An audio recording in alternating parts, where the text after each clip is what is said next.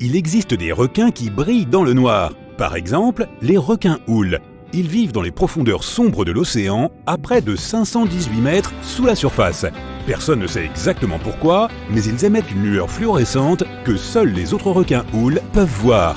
Les scientifiques ont détecté cette lueur en utilisant des filtres qui bloquent la lumière jaune. Ils pensent que cela pourrait être le moyen pour ces gros poissons de communiquer avec leurs copains. Cette lueur aide ces requins à combattre les infections au niveau microbien. Les vachers ont des mots de passe secrets qu'ils utilisent pour se reconnaître entre eux. Il s'agit d'un type spécifique d'oiseaux parasites puisqu'ils pondent leurs œufs dans les nids d'autres espèces d'oiseaux. Les jeunes vachers ont un mécanisme interne qui leur permet de reconnaître le chant de leur espèce comme une sorte de mot de passe secret que seuls connaissent. C'est ainsi qu'ils parviennent à trouver d'autres oiseaux de leur espèce. Un grizzly a une force de morsure incroyablement forte. Il peut sembler mignon, mais si tu t'approches de ce grand gaillard, tu ferais mieux de rester hors de portée de ses griffes tranchantes et surtout de sa gueule. Sa force de morsure est de plus de 8 millions de pascal, ce qui signifie qu'il peut broyer une boule de bowling. Certains animaux ont de grosses rayures épaisses, d'autres sont plus superficielles. Les tigres font partie du premier groupe. Non seulement leur fourrure est rayée, mais leur peau l'est aussi.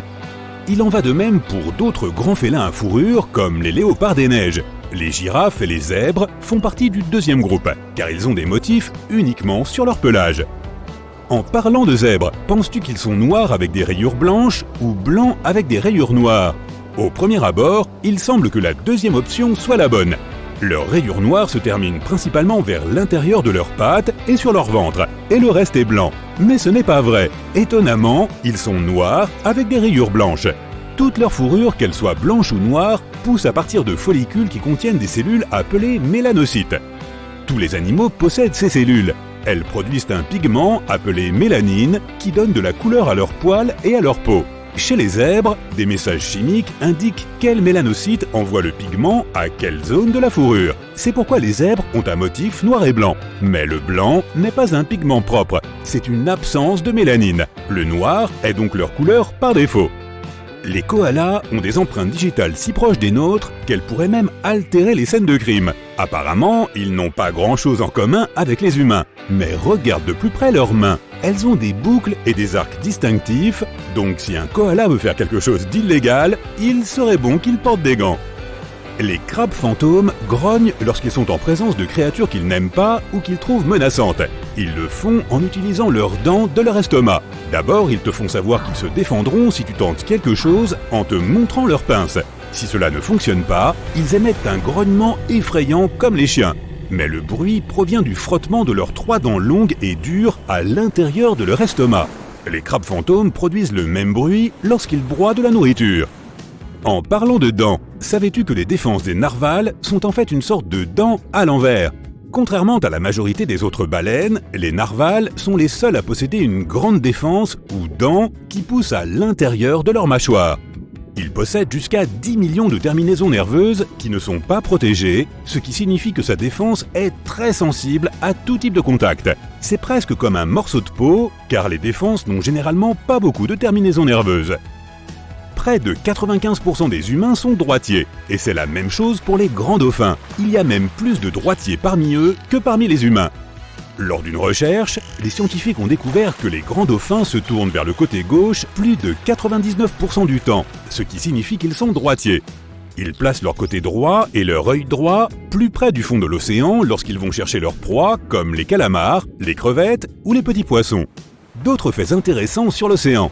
Tu savais que les baleines à bosse utilisent des bulles lorsqu'elles poursuivent leur proie? On pourrait penser qu'elles n'ont pas besoin de méthodes particulières vu leur taille. Mais lorsqu'elles guettent leur proie dans les eaux profondes, ces baleines font équipe et utilisent une technique appelée filet à bulles. Tout en nageant en spirale ascendante, elles soufflent des bulles sous l'eau. Ces bulles empêchent les poissons de s'échapper. La plus ancienne preuve que nous ayons de chats domestiqués remonte à 12 000 ans. Des chercheurs l'ont découverte il y a près de 20 ans en creusant dans un ancien village de Chypre. Ils ont trouvé des ossements de chats juste à côté d'ossements humains, ce qui suggère qu'ils étaient proches même lorsque leur vie prenait fin. Les humains étaient des chasseurs, ils ont donc domestiqué les chiens en premier il y a environ 29 000 ans. Les chiens les aidaient à attraper d'autres animaux, mais ils ne pensaient pas avoir besoin de chats jusqu'à ce qu'ils commencent à se sédentariser et à stocker les surplus de récolte.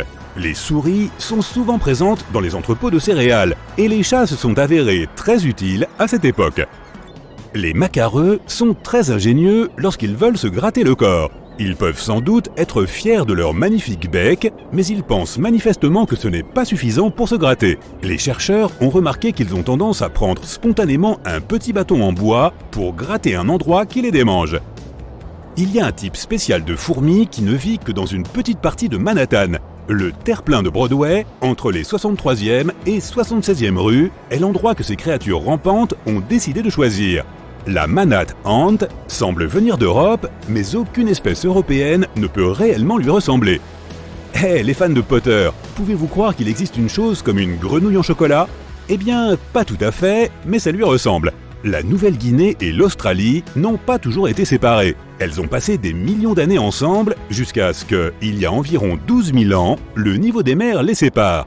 Comme elles sont restées ensemble pendant si longtemps, certains animaux et certaines plantes vivent encore dans les deux régions, notamment les rainettes de White. Ces grenouilles se sont répandues très loin et certaines d'entre elles qui vivent dans des régions chaudes et marécageuses entourées de nombreux crocodiles ont l'air d'être en chocolat. Nous connaissons tous les flamants roses pour leur couleur particulière, mais ils ne sont pas vraiment roses. Ils naissent gris et resteraient ainsi s'ils ne se nourrissaient pas d'algues bleues et de crevettes. Ces aliments contiennent un colorant naturel spécifique, ce qui explique pourquoi les plumes des flamants roses deviennent roses avec le temps. Lorsque les petits diables de Tasmanie grandissent et quittent leur mère, ils se regroupent et forment des liens qui durent toute leur vie. Les vaches ont aussi des liens sociaux plus forts qu'on ne le pense. Elles aiment socialiser et nouent des amitiés durables. Une étude a même révélé que leur rythme cardiaque augmente sensiblement en signe de stress lorsqu'elles sont séparées de leurs meilleurs amis.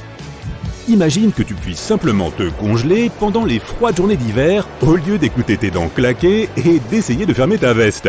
C'est ce que peuvent faire les grenouilles.